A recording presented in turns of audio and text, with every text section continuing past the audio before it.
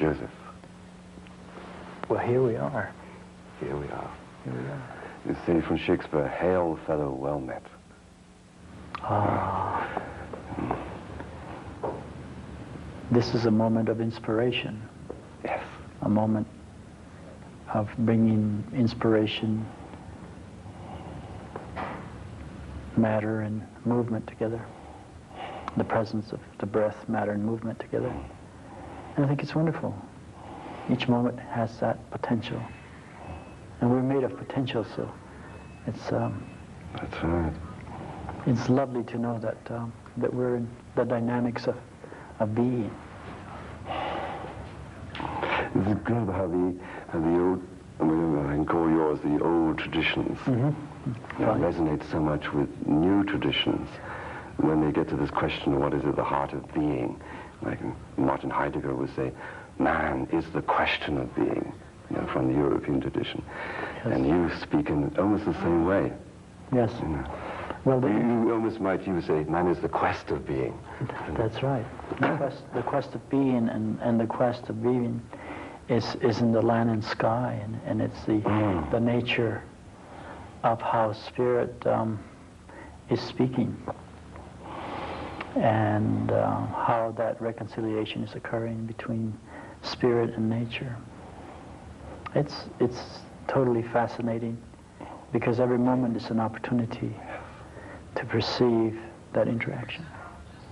I was wondering, just when we began, and I realized we were coming together, even though we've spoken before during today. Yeah. It was one together, and there's this moment of kind of like, of tension, you know, and suddenly energy goes up, because it's something that I think men give each other, a kind of challenge. And I look in your eyes and I feel this sense of challenge. Yes. You know things I never know, you know. Yes. And Yes. that's a nice, I feel nothing in front of you. That's right. And it's a tension, if we could gauge it and go, it's a tension number, a 10, and then it slowly comes down to a 9 and an 8 and a 7 and a 6 and a 5, and then finally you have the action. That tension is the beginning of that dialogue. Beginning, yes. And I think it has to be born with it. For me, it's a very precious kind of experience, because when it comes, it's like a sound, and announcing. Yes. You know, it's like a call. Hearken. That's right. You almost have to disappear. You disappear into that moment, into that sound, into that reverence, into that devotion, and then we become the state of the art. The state of the art. I love it. And this is another analogy, you know, in the tradition of the Kabbalists in Judaism, when they have this study of the language and the study of the characters, and they look at it. And I remember being told once that the profound way is not to look at the characters, but look at the spaces between the characters. And I felt that, you know, say between the two people meet, and there is this space between which is full of wonders. Exactly, and that's right. That's a very beautiful interpretation you're making, because to connect to beingness is to go beyond the mode of thinking. Is to go beyond thinking. And as we go beyond thinking, that very nature of that emptiness fills that space of thought and revelation, and then brings it forth into universal intelligence.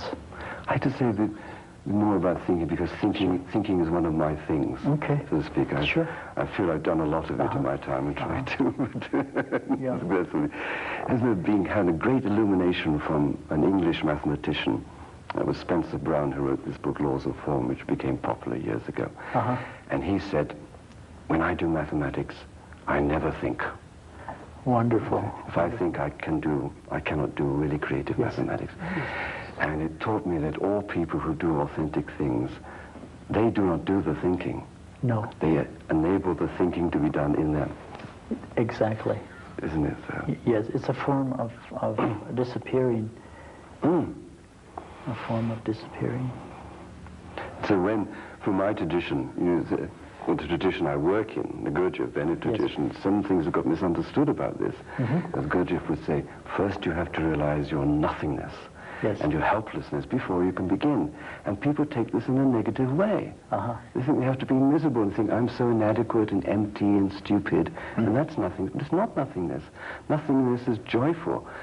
Is this opening. That's right. And unless you get to that, being able to evacuate yourself of everything, you cannot begin.